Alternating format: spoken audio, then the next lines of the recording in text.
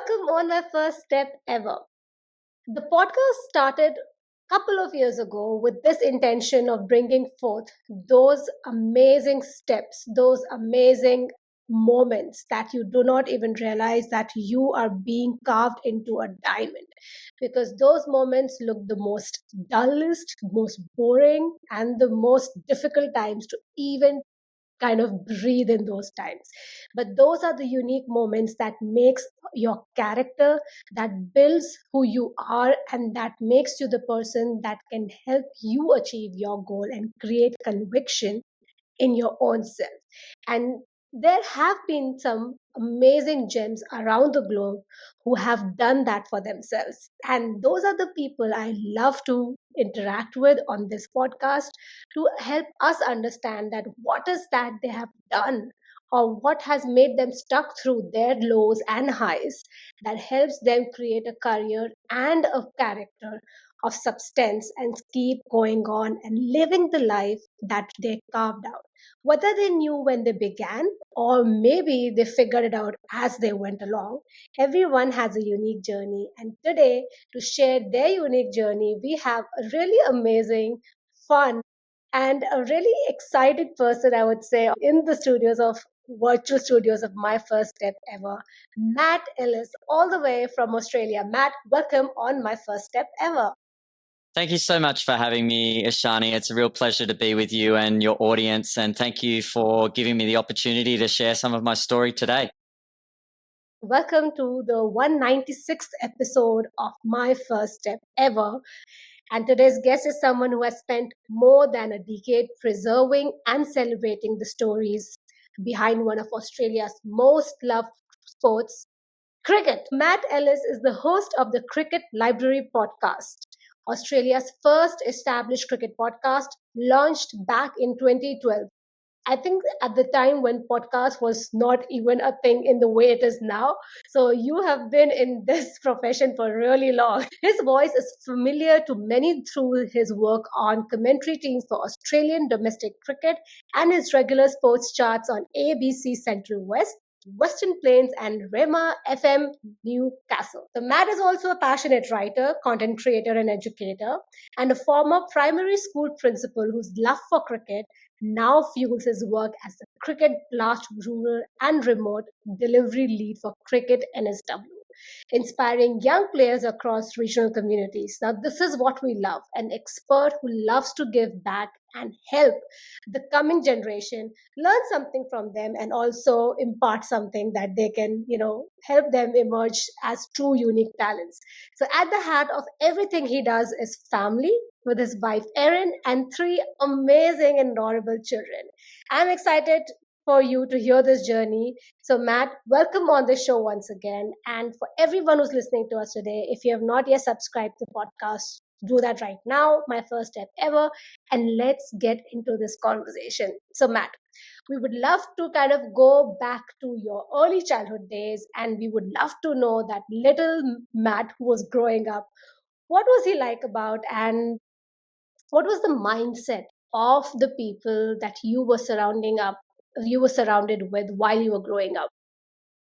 Yeah, I feel like my upbringing was a real gift to me, and I'm very fortunate that I grew up in a place where I was loved and accepted and encouraged to explore creativity and to express myself in positive ways. I was a fairly outgoing kid. I loved being the life of the party, so to speak, the center of attention. I reined that in a little bit because sometimes too much is too much.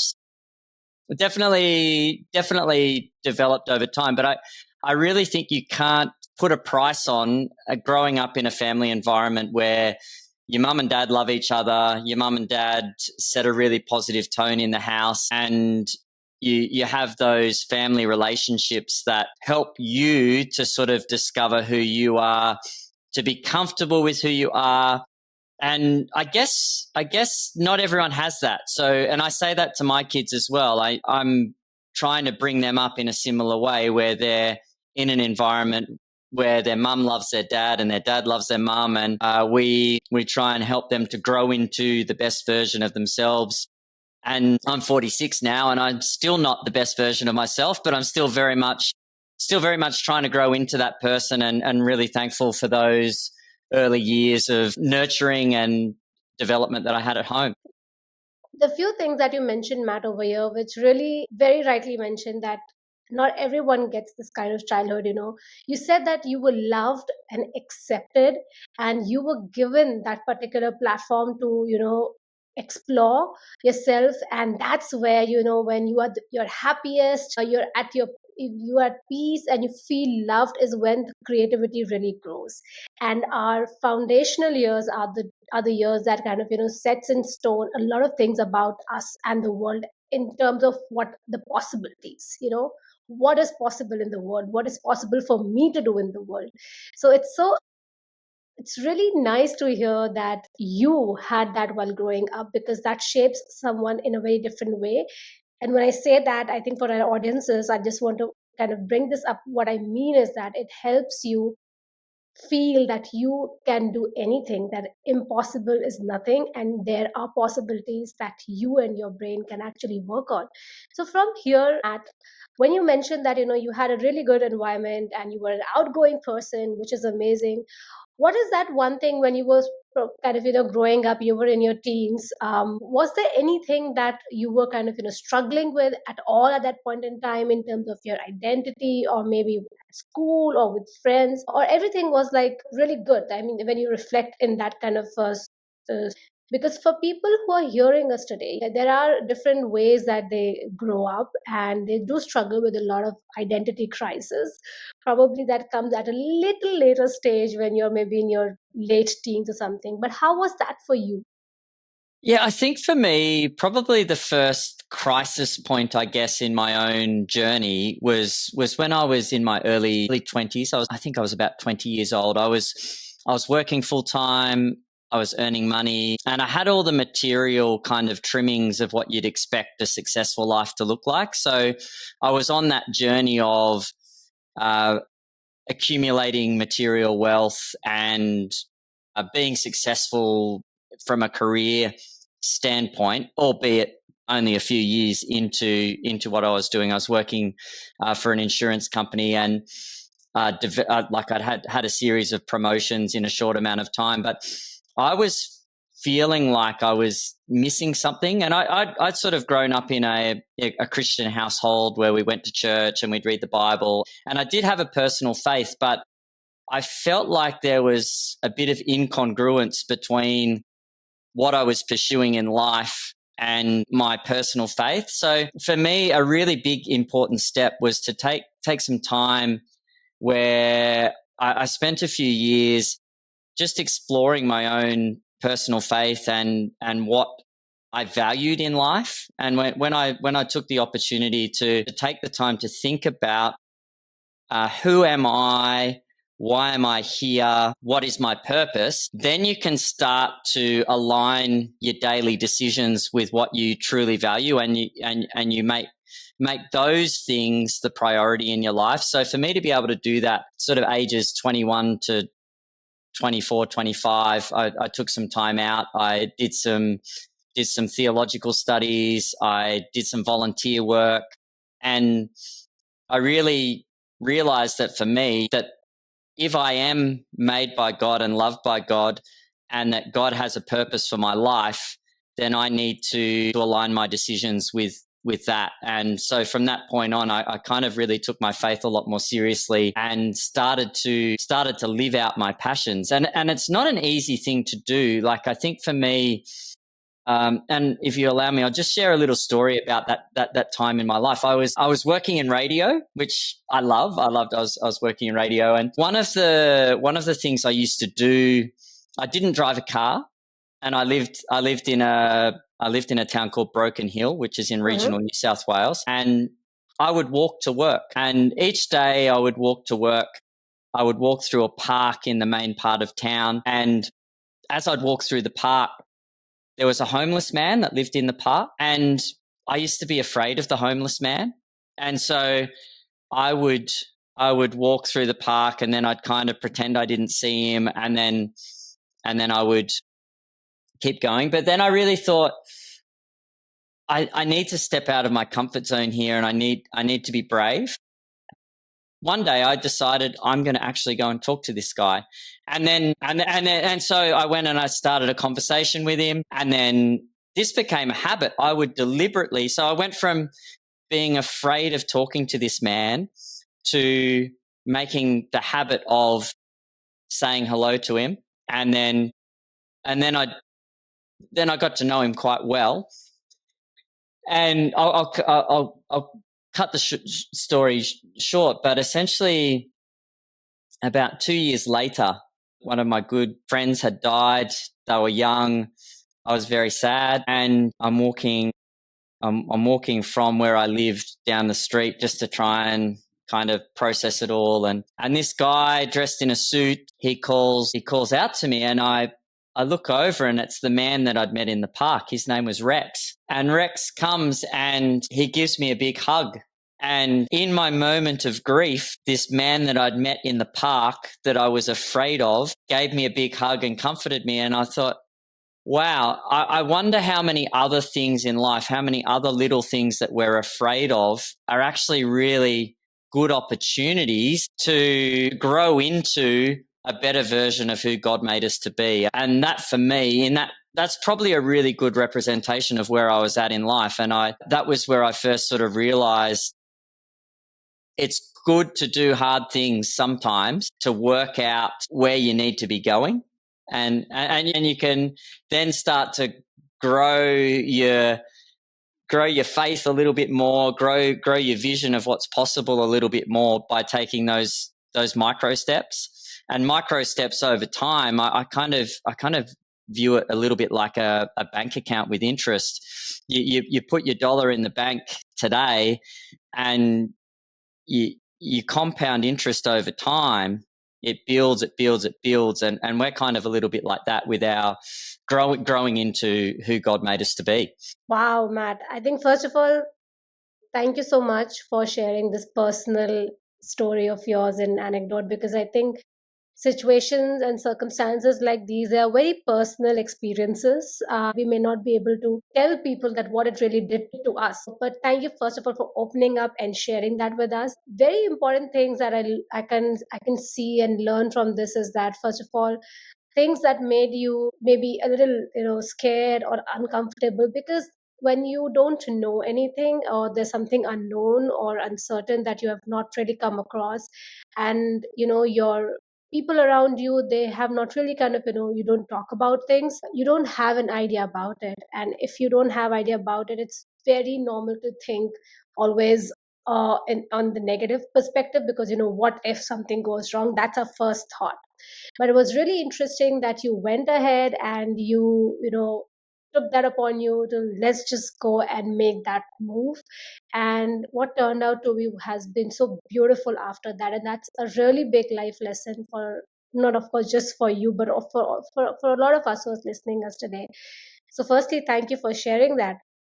And I wanted to kind of understand, as you mentioned that, well, go a little steps back, because I want to understand your journey, getting into what you are. And we got a glimpse of, who you are and what you were in the making. But when you were sort of, in your kind of just about to go into the uni, take up courses, because back then and even now, I think being in the profession that you are, it is sort of an unconventional, not these days as much, but maybe back then. How did you start your university time? What were you thinking of doing in your career? Were you very sure of it at that point in time? If not, if you can just take us through that journey. That's a really good question. I think for me, when I left school, I just wanted to work. I wanted to earn some money. I wanted to learn some skills, and I wanted to be practical. I didn't really have any aspirations to do university. I guess back in primary school, I always wanted to be a sports broadcaster, and didn't really know the road to getting there. And then I left Broken Hill in 2002, so quite a long time ago now. So I'm testing my memory here, but I'd done some theological studies, as I mentioned. I was working. I should tell you how I started in radio, actually. So I was working making pizzas in a pizza shop in Broken Hill. And the pizza shop did some television ads. And they said, Matt, do you want to be on our television ads? I said, yeah, I'd love to be on television ads. I love a camera. I love talking. So I'm this 20-year-old or 21-year-old making pizzas just for a bit of pocket money. Then I end up doing their television ads. And then someone at the local radio station saw me on TV. And then they rang my boss at the pizza station, the pizza shop, and said, next time you're doing radio ads, you should get that guy to come down and do the voices for us. And at that time, I was doing this funny little radio show on community radio. I wasn't getting paid for it. It was just fun. And we created this little series called The Brokerage, which was a parody kind of sitcom, fun radio kind of thing. Anyway, I'd done up a demo tape, and it had like a cassette tape back in the day, for those who don't know. Anyway, I went into the radio station, gave them my demo tape, and then didn't expect anything to come from it. I did some radio ads for the pizza shop, and then out of the blue, I get a call and they say, "Oh, Matt, we've had an opening come up. How would you feel about doing some announcing at the radio station?" And I'm like, "Oh, how good's this?" Anyway, so I went in. If you listen back to that demo tape now, and I remember at the time the guy said to me, "Now you're going to be on air. I'd encourage you to record some of your first times on air because you're going to listen back later and you're going to have a good laugh because we all think we all think we sound really good when we start, but then once you sort of develop your skills and I guess you grow into what works with your personality style and your communication style. And so I did listen back to some of those tapes and it's a pretty... I understand that. Yes. What you're saying. Anyway, so what ended up happening was I was doing commercial radio in Broken Hill, and I had a show called The Hot Mix. We'd do the Hot 8 at 8. So it was the top 8 songs as voted by the people. So people would ring up, they'd vote for their songs. I'd count down the top 8 songs in Broken Hill. And I did that for a couple of years. Anyway, coming towards the end of my time in Broken Hill, I had this passion for cricket. And I've always loved cricket, wanted to play cricket at the highest possible level. That didn't eventuate. But I always had this dream of being involved in cricket in some way, shape or form. And so I left Broken Hill at the end of 2002 to go and study sport. I went to do a diploma in sport. And from there, I was hoping to come back and work for Cricket New South Wales, which is who I actually work for now. But there's a bit of a story to getting there. Mm-hmm. And so I went to Brisbane, studied sport, was going to go and play cricket overseas. And again, I had one of those moments of where there was a bit of anxiety around living in another country, playing cricket in another country. And the way it worked out, I ended up deciding to stay. I moved from Brisbane back to Sydney. I got a job at a local primary school. I was working with kids with special needs, so kids with high behavioural problems, well, not problems. I would call them kids who had trouble making good decisions. And my job was to try and help them to make better decisions or to get better at making better decisions. And so I would work with these kids one-on-one. I'd help them to get enough of their learning done so that they wouldn't be falling too far behind. And while I was doing that, I was doing lots of cricket coaching, lots of volunteer work. The school principal at the time said, you should do an education degree. So that was how I kind of got into uni. And it's interesting how it all works because while I was at uni studying education, podcasting in education was becoming a thing. So at the UTS in Sydney, they had a room which was full of Mac computers and it had GarageBand on it, which is one of the platforms that people use for podcasting. And so I learned how to podcast at uni when I'm studying to be a teacher.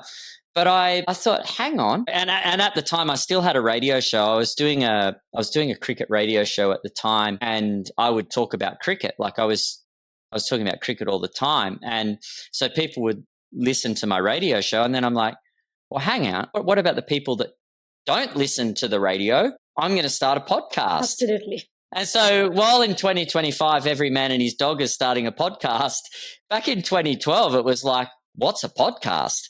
And back then, it might have been my mom, my dad, my brother, maybe a couple of other friends might have been my core listeners. But love that. That's where it started. That's where it started. So every week I would do my radio show. It was on a Sunday night, and then I would put the pod out. And so we'd do radio show into pod. Then I finished uni, started teaching, still kept the podcast going all the time through while I was working as a teacher. And then in 10 or 29, 9 or 10, I can't remember. Anyway, we started a family, and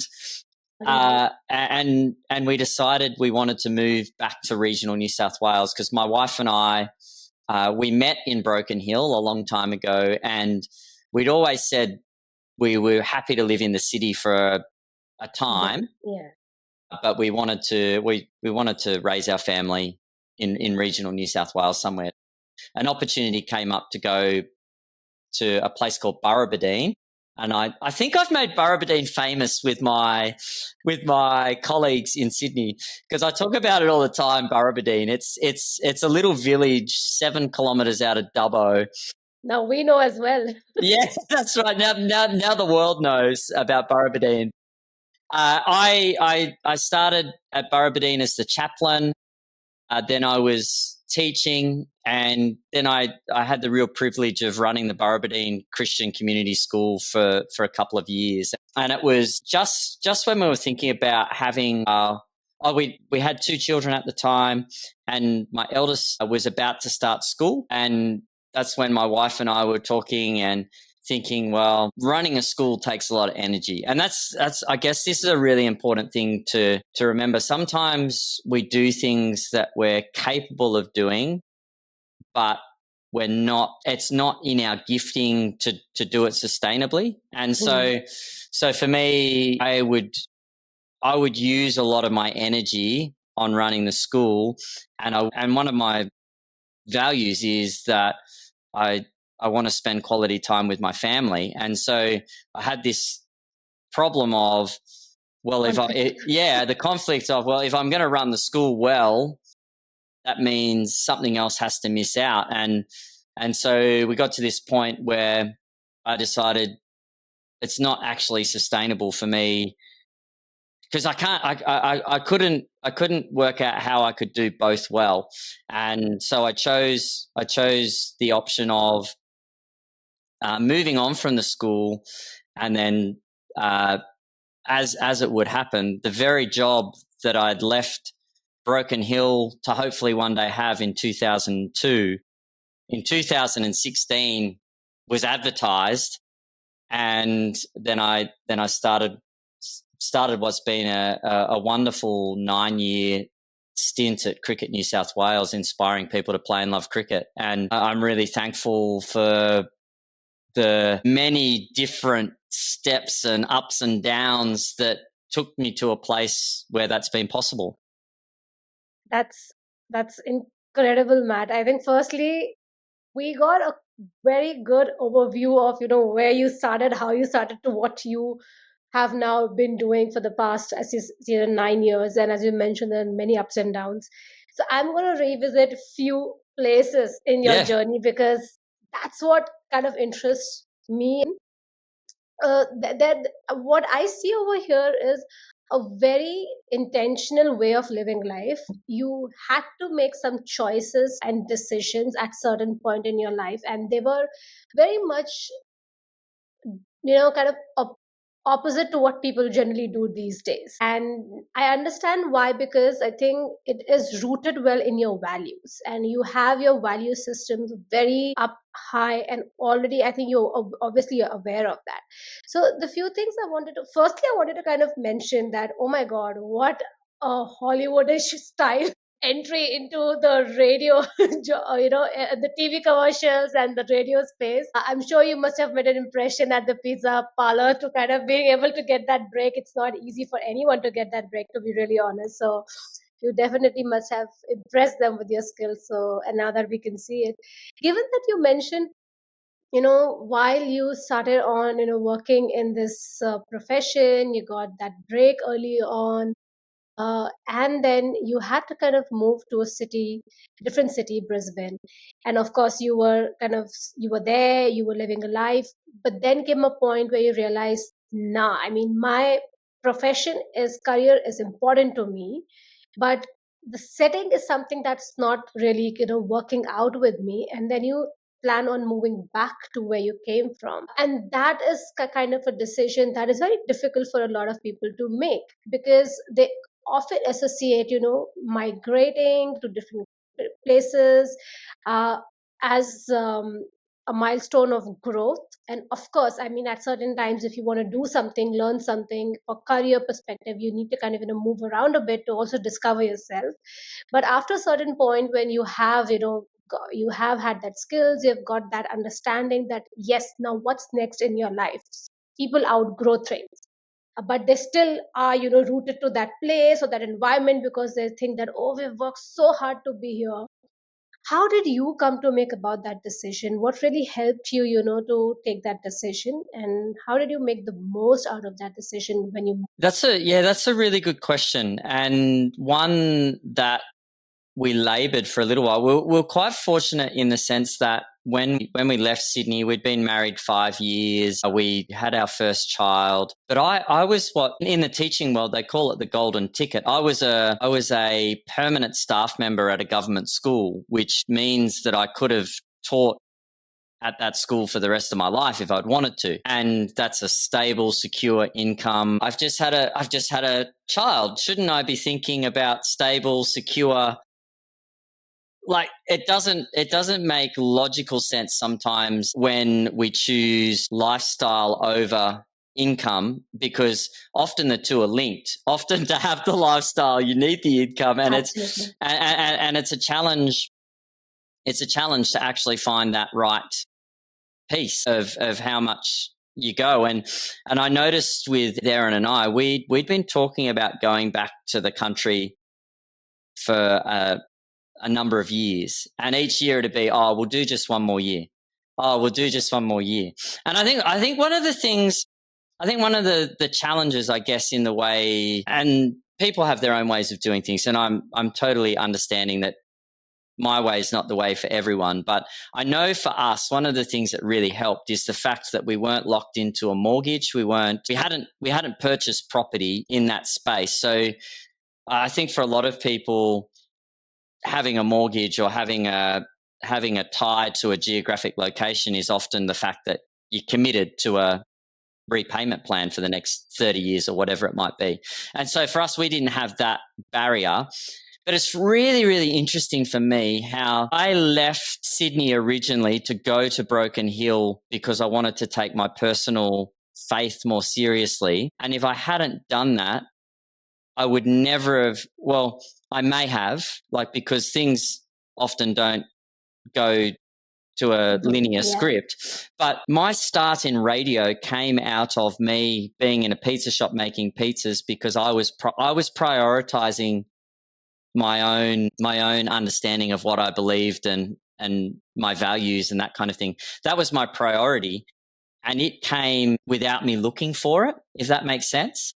And so something that I'd always wanted to do sort of came into my life while I was pursuing what was most important to me.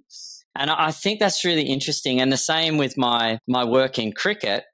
If I'd stayed in Sydney teaching, I'm sure I'd still be very committed to what I was doing, but there'd be part of me that might be wondering what could have been.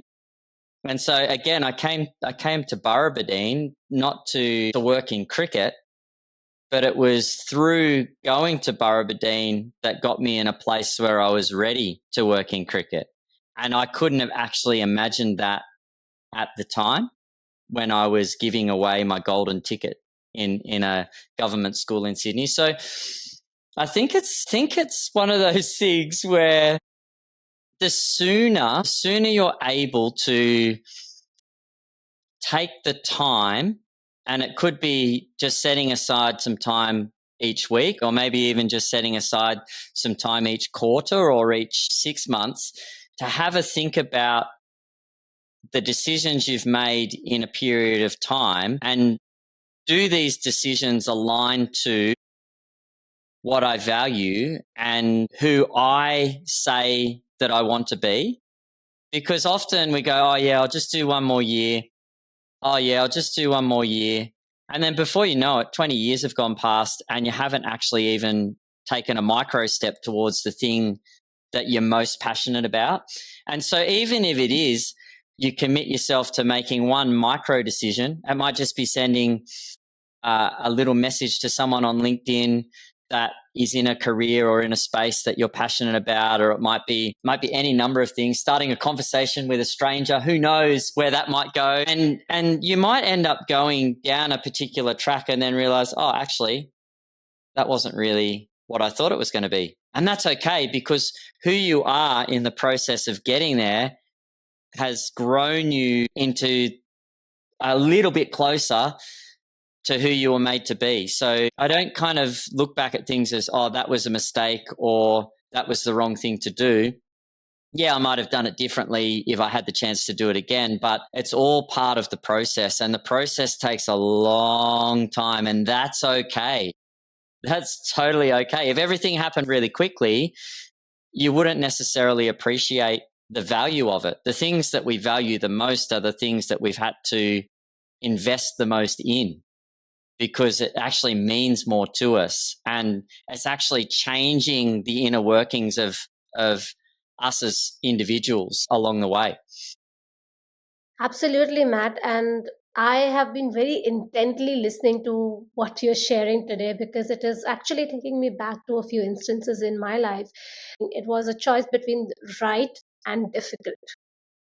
I think there's this difference over there, and one can only make these decisions and choices in their life when you actually sit with yourself. And as you mentioned, keep asking yourself the direction that you're heading, is the direction that is making you feel more alive, making you feel more peaceful within. It takes many number of attempts, years, and that's why we say that you need to keep experimenting and you need to keep going in the direction that you feel maybe this is something that what I'm aligned with.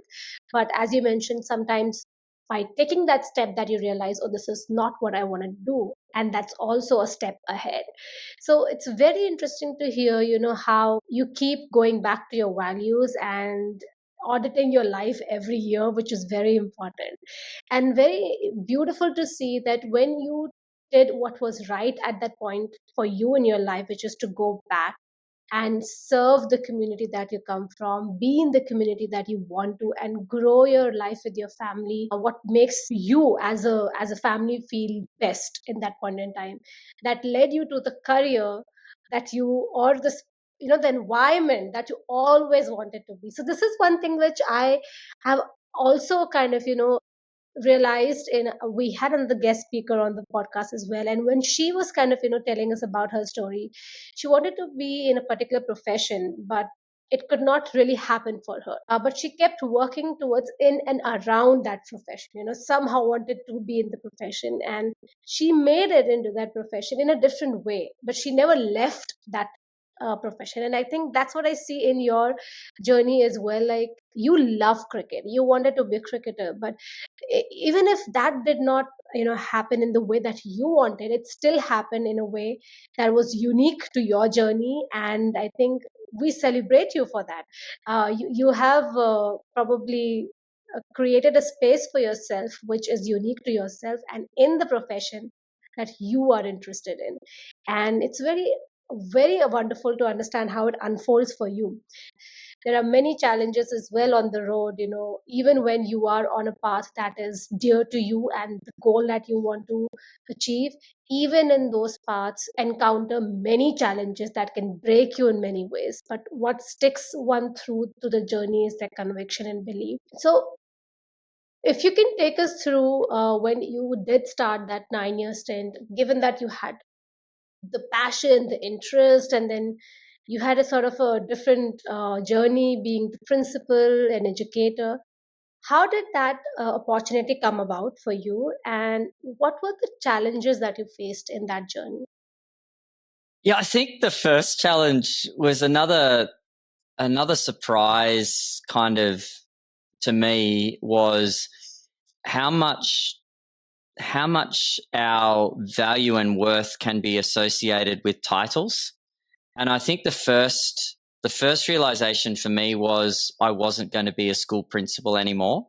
And so going from being a leader of a school and an important title to working in community cricket. Working in community cricket means a lot to me, but I would often feel like people are looking at me like, well, there must be something wrong with this guy because he's not doing the important job anymore. And so I think there's something that I tell people often, and it's something I need to remind myself of, and it's that your value as a person is exponentially greater than the sum of your achievements. So we have lots of things that we measure ourselves by in life. So there's lots of things that Matt Ellis thinks other people are thinking about him, and I think for me that was one of the big challenges for me was learning that it's not my job to worry about what other people are thinking about me and the decisions I'm making.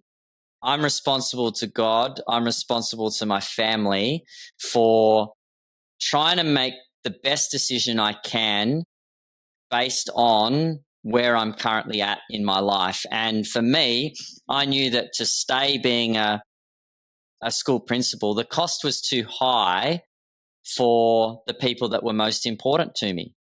Might have been good for the school, might have been good for my ego, might have been good for me feeling important. But if we are not making decisions congruent with our values, are we really successful? Like, what is the definition of success? So I think that for me is probably the key piece is learning that my worth and value is not tied to external outcomes. Our worth and value is intrinsic, and it is something that we experience when those decisions that we're making line up with who we were made to be. So, sorry, that's a bit vague, but I Now, I would like to kind of, just button over here very quickly and say, Matt, that sounds difficult for people just to hear, but I think people who have experienced it will understand what you're trying to say. And I am so happy that you touched upon the definition of success. What is your definition of success? And secondly, as you mentioned about taking decision based on your values, which is so right. Yes, please go on, because I think what you've just shared with us is so important for everyone who's listening to us today. Yeah, well, a good friend of mine, he had a definition of success that I try and remind myself of, and he says, shout out Peter Volkovsky, by the way. He says that a successful person is someone who values truth and goodness more than their own personal comfort and security. So when you're willing to pursue truth and goodness, regardless of the potential financial implications, regardless of the status implications, regardless of any of the ways that you may be perceived by others, then you can grow into being comfortable with what you're doing and who you are. And it's actually another good friend of mine, Ty, and I'll mention Ty as well. He's a great guy. Once said to me, there was a time when I was going for a promotion at work, and he said, sometimes you need to remember that a career promotion can sometimes be a life demotion. And so sometimes when we think, oh, I'm going to have the bigger desk, or I'm going to have the shiny sign on the door saying some important title, that could come at a cost that is far higher than any increase of income or status or notoriety, and our egos always get in the way. Like I've had a number of times throughout my journey where I've gone for promotions and missed out on promotions and thought I was suitable for promotions. But then on reflection, when I look back, I think you didn't actually want the promotion. And I think sometimes we subconsciously communicate that in an interview. Like I remember one time there was a director of cricket job that I went for years ago.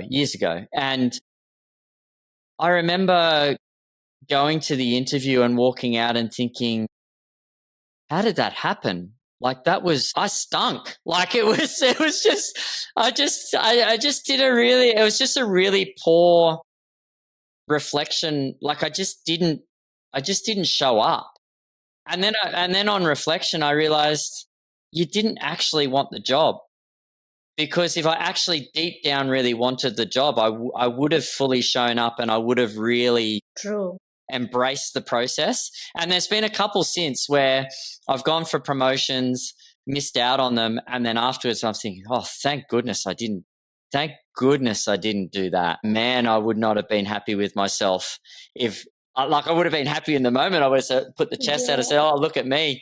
Aren't I important? But it's really good when our decisions aren't governed by external factors, when the external perceptions of us matter less. And I think that's what I love about what you're doing with your podcast is you're actually changing the narrative. You're actually saying to people, it's okay.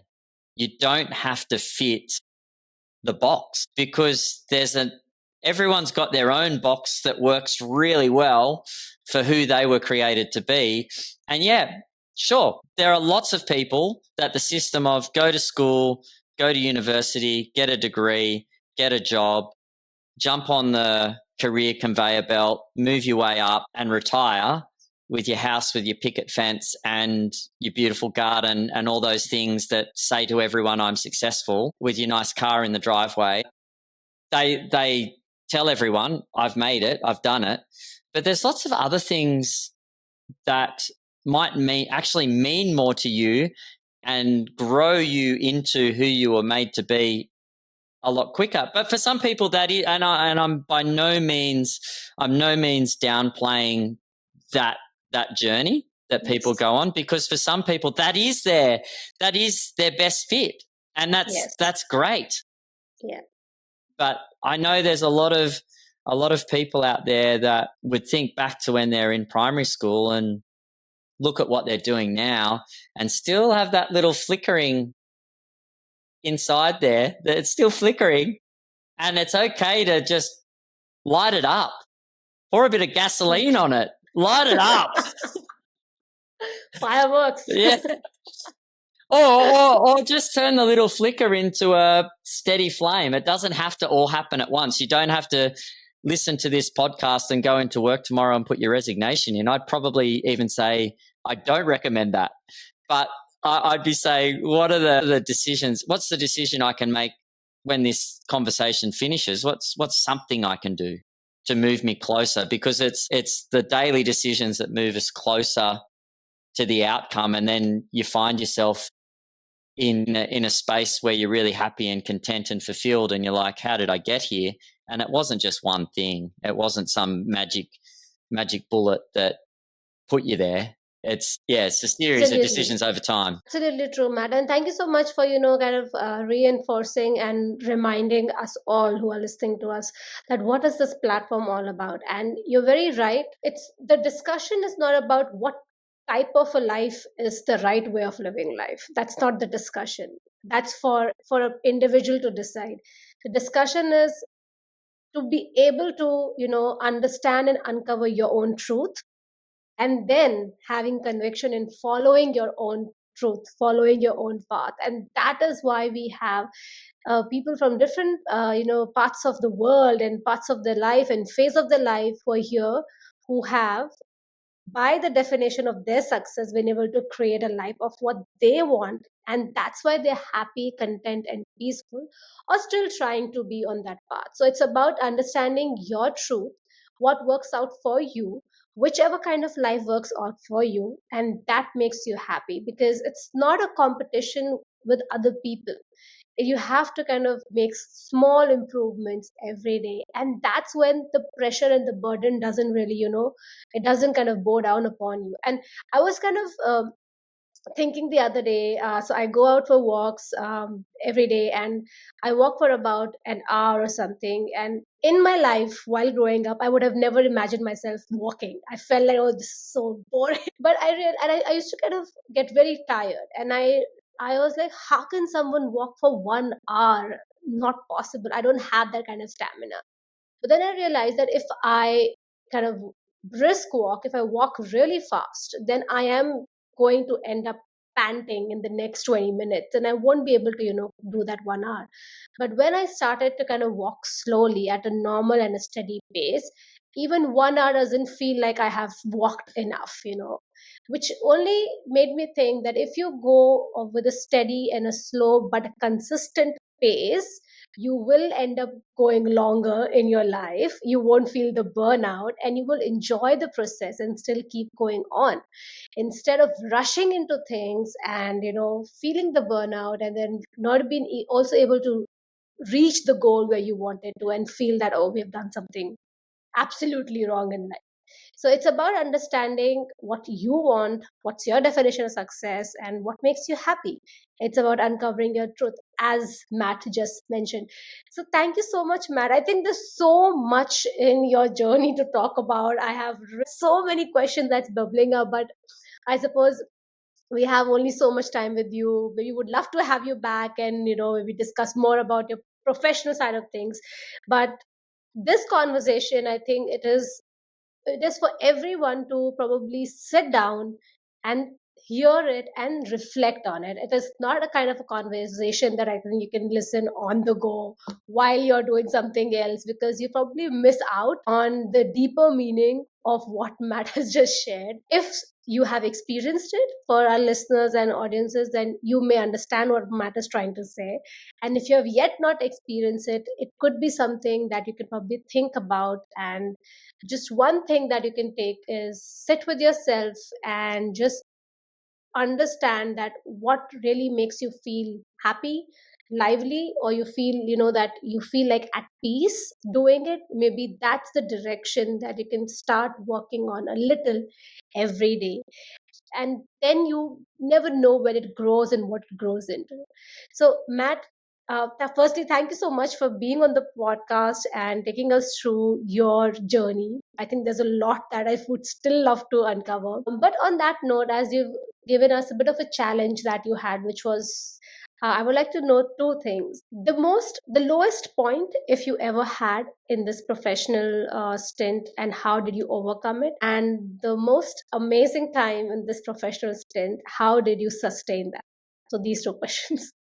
Yeah, I think the lowest point was during the COVID-19 pandemic. I think for me, when a lot of my energy comes from being with people and like sharing space with them and being out and inspiring people to play and love cricket face to face, that time of not being able to do that, I found that really challenging. I found that whole process a really confronting time, and like I physically probably didn't look after myself as well. So like I wasn't eating the right foods. I wasn't a lot of my normal habits and decisions probably changed for the worse during that period. And I'm really pleased to say that I've sort of turned the corner from there, and I'm back into my routines, and I'm back into doing things well. But it's probably a really important reminder that, like, I talk to my kids about controlling your A factors, and the B factors are the ones that don't. So there's A and B factors. So the A factors are the things that you have control over, and the B factors are the things that you've got no control factors. During COVID, I let the B factors rule me, and I let the things that were out of my control dictate to me more than they should have around the decisions I was making. And I started to feel sorry for myself. I started to feel like I couldn't personally do anything about the situation.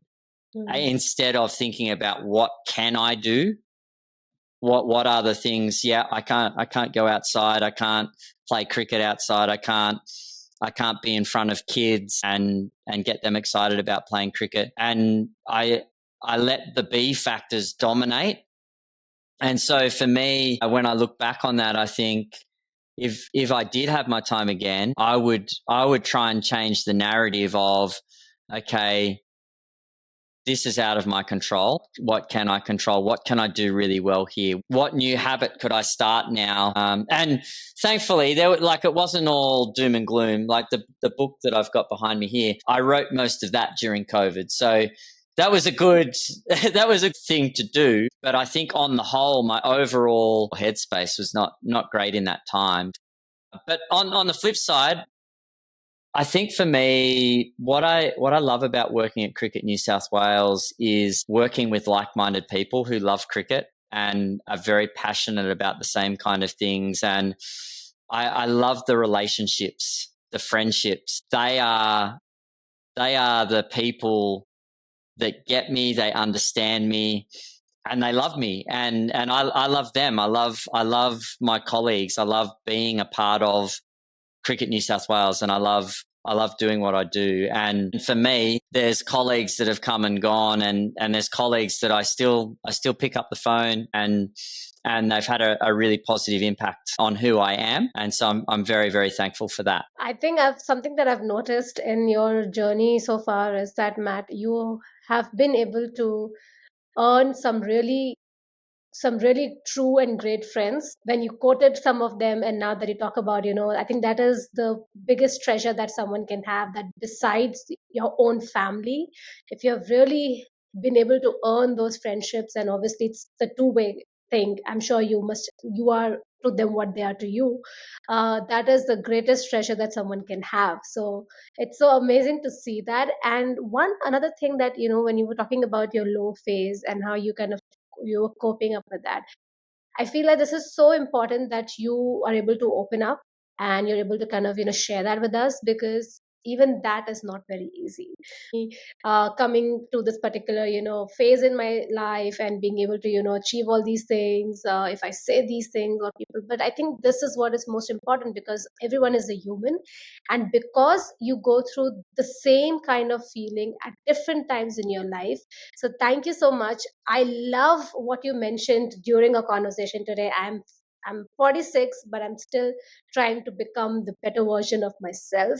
And that is absolutely amazing, because that's a reminder for everyone who's listening to us that whatever age or phase or situation you're in your life, the whole point of being able to better yourself each day, that is such a good hope, a good direction to live a life, because you have something to live for.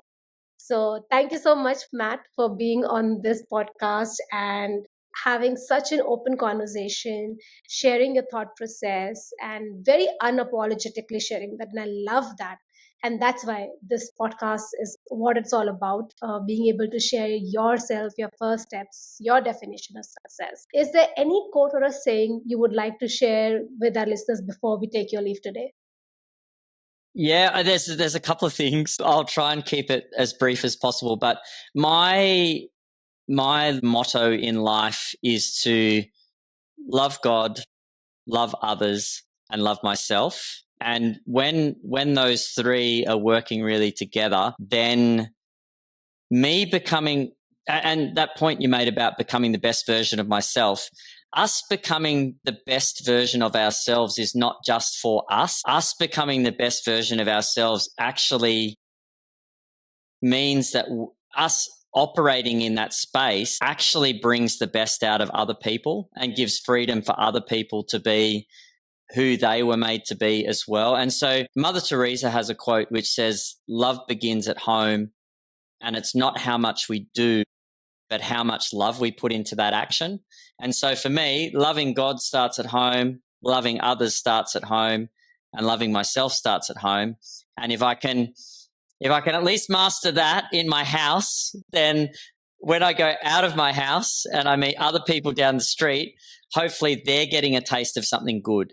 And if I can be a joyful event in the life of someone else, then that can hopefully help them to make a little step towards becoming the better version of themselves. So really appreciate you having me on your podcast and being able to share that with others, because if there's a tiny little skerrick of something that I said that helps someone to start making that easier in their own life, then it's very much been worth it. It's completely my pleasure and my honor to have you on this podcast, because we have had some really quality conversation today. And I think it's for everyone to kind of really sit down and reflect on what you have shared today, because that will definitely add a lot of quality to their life.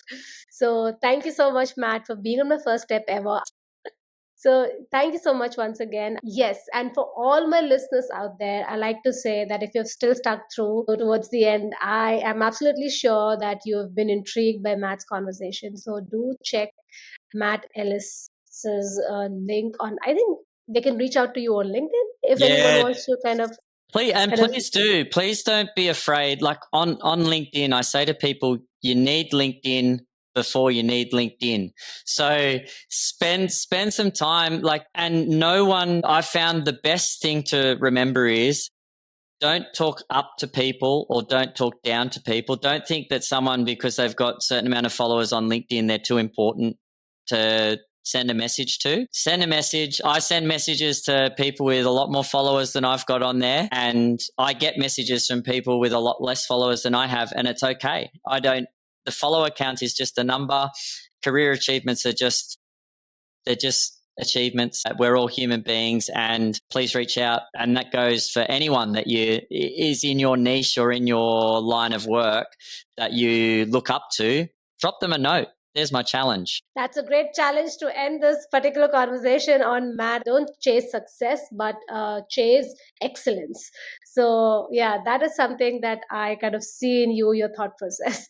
Thank you once again for being on this podcast. And for all my listeners, as I always say, start believing in yourself and keep believing in yourself. See you until next time. Please do give ratings and please do write your comments. And you can directly reach out to me on my first step ever _IN. That's my Instagram handle. A little about myself. I have always loved performing on stage, acting, speaking, and just emoting myself. So I use these mediums different ways so that I can connect with people, help them, empower them, infotain them, which is to inform them and entertain them. If you would like to collaborate for any opportunities, more than welcome to connect with me on my Instagram handle. Thank you.